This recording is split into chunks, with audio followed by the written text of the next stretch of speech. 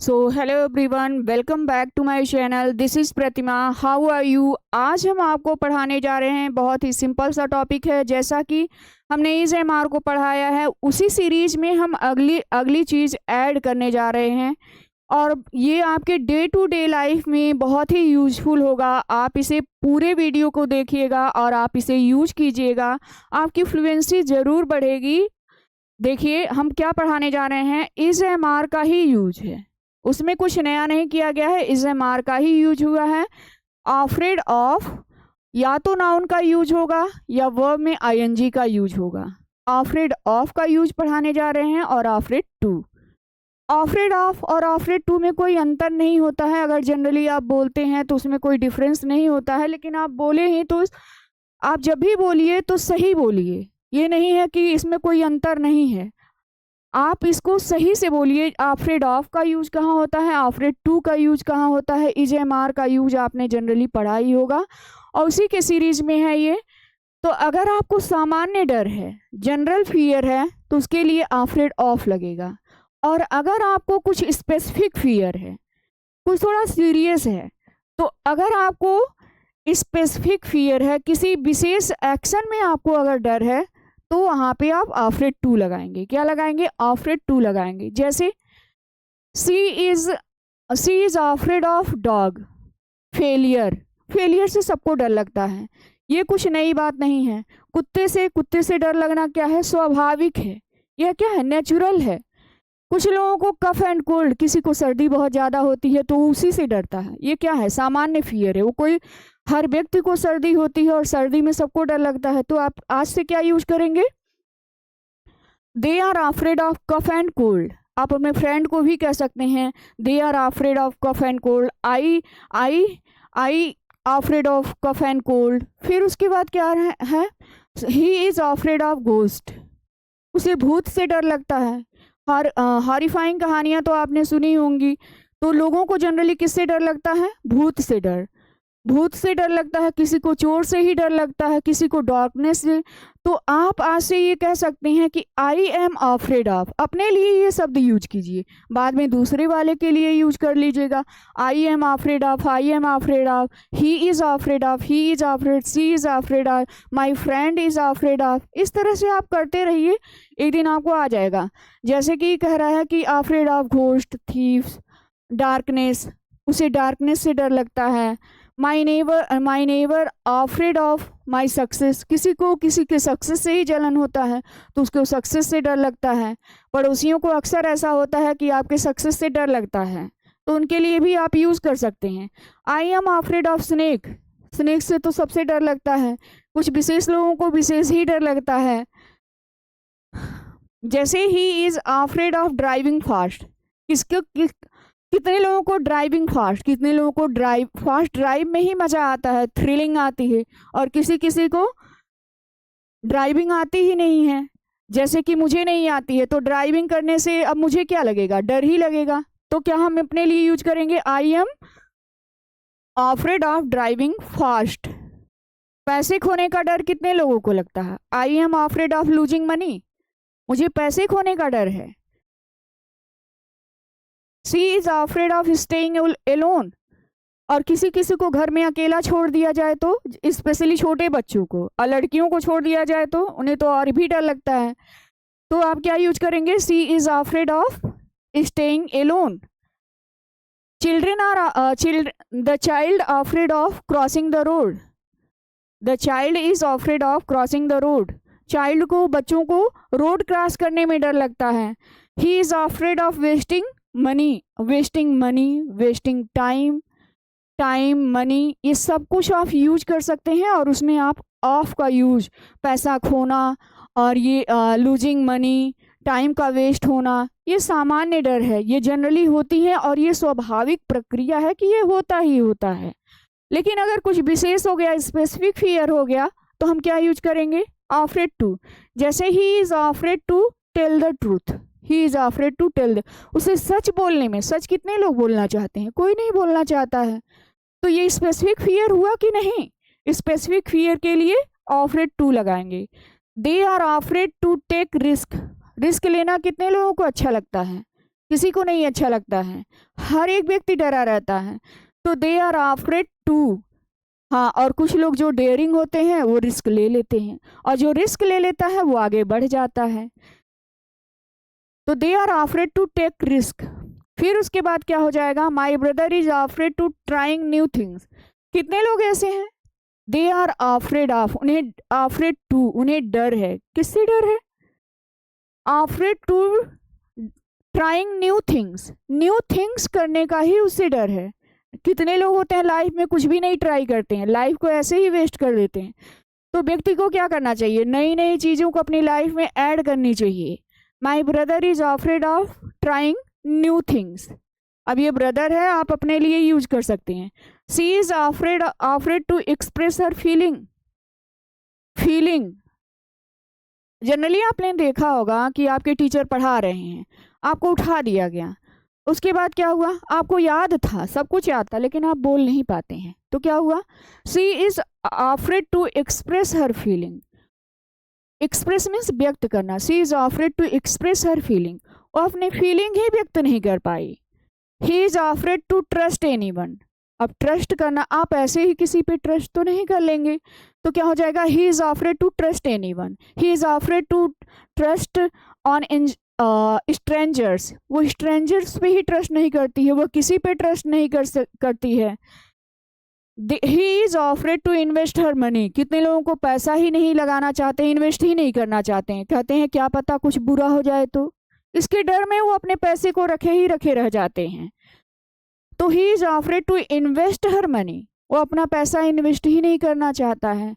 जैसे I am afraid to sing in front of people. कुछ लोगों को क्या डर लगता है, I am afraid to sing, speak in front of people. He is afraid to sing, speak in front of people. अब उसके बाद क्या हो गया, I afraid to forget important things. I afraid to forget important thing. मुझे डर है कि कहीं मतलब मैं इम्पॉर्टेंट चीज़ें ही ना भूल जाऊँ। तो किसी किसी को इसका भी डर रहता है कि अरे मान लीजिए आपसे कुछ पूछा गया, आपको कहीं ऐसा ना हो ये फैक्ट ही भूल जाए। तो ये अगर स्पेसिफिक फियर है तो आप अफ्रेड टू लगाएंगे, और अगर आपका जनरल फियर है तो अफ्रेड ऑफ लगाएंगे। आई थिंक आपको समझ में आ गया होगा कि अफ्रेड ऑफ और अफ्रेड टू में क्या अंतर है, और इसे डे टू डे लाइफ में आप कैसे यूज कर सकते हैं। नेक्स्ट चीज की बात हम करें तो अगला जो है बेनिफिशियल टू। बेनिफिशियल मीन्स होता है लाभदायक।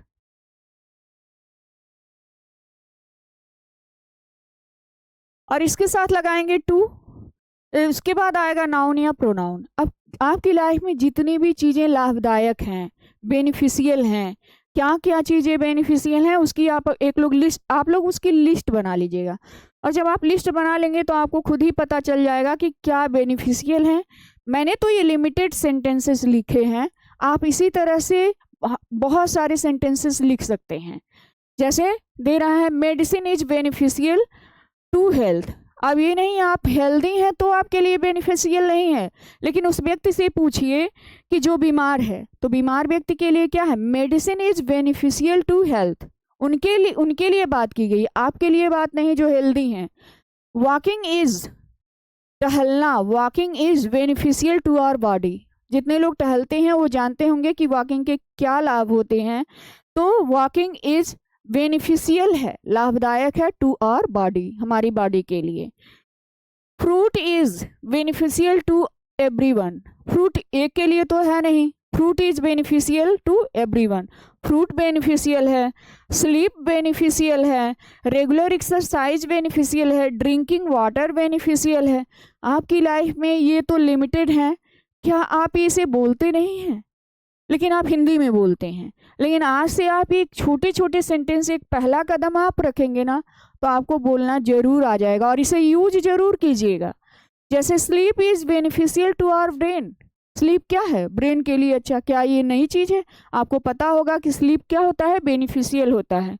Regular exercise is beneficial to our body. क्या रेगुलर एक्सरसाइज बेनिफिशियल नहीं है?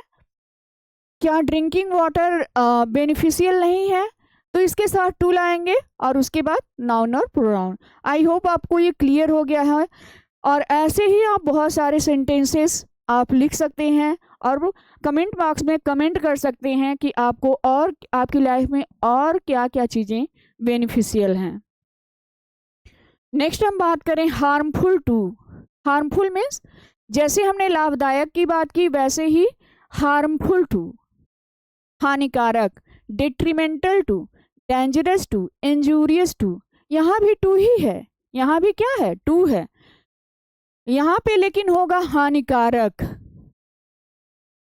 क्या होगा, हानिकारक। आपको कुछ नहीं करना है इसमें। क्या है, fast food is harmful to our body, lack of sleep is harmful to our body, water scarcity, scarcity means होता है कमी, आपका मीनिंग भी इम्प्रूव होता जाएगा। Water scarcity is harmful to our field, field के लिए क्या, वाटर स्कार्सिटी क्या है, हार्मफुल है, डेंजरस है, डेट्रीमेंटल है। आप इन शब्दों को general day to day life में यूज करके इसे अप्लाई भी कर सकते हैं। जैसे फास्ट फूड, क्या फास्ट फूड लाभदायक है, बेनिफिशियल है? No, it is dangerous, harmful to our body. और अगला क्या है, water scarcity is harmful to our field, field के लिए हानिकारक है। एंगर जो है या लेजीनेस, कुछ व्यक्ति होते हैं क्या करते हैं, बहुत क्रोध करते हैं। तो क्रोध करते हैं तो उसके लिए भी क्या, क्रोध क्या सही होता है?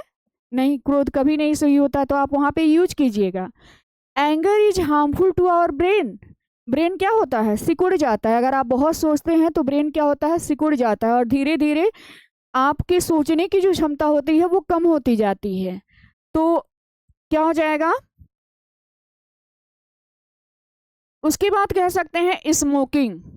स्मोकिंग जो है, स्मोकिंग तो आप जनरली जानते होंगे, smoking is injurious to our health, smoking is injurious to our health.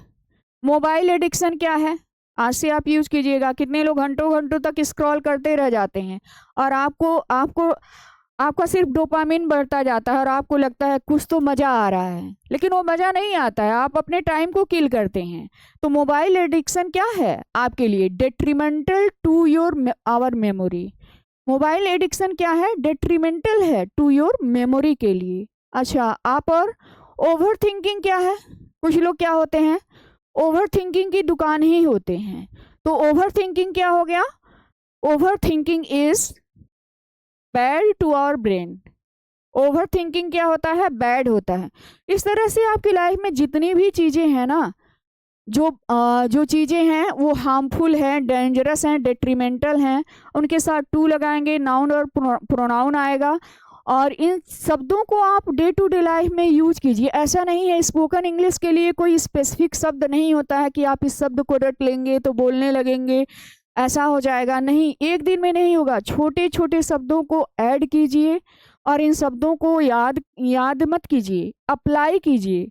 आप ये सोचिए कि याद करेंगे और ऐसे हो जाएगा, नहीं, छोटे छोटे स्टेप उठाइए, आपका इंग्लिश जरूर इम्प्रूव होगा। अगर हम ऐसा कर सकते हैं तो आप भी ऐसा कर सकते हैं। छोटे छोटे स्टेप उठाने होते हैं, अचानक कुछ भी रिवोल्यूशनरी नहीं हो जाता है। इसलिए आप छोटे छोटे स्टेप उठाइए और अपने इंग्लिश को इम्प्रूव कीजिए। If you like this video, please like, share and subscribe. Thank you.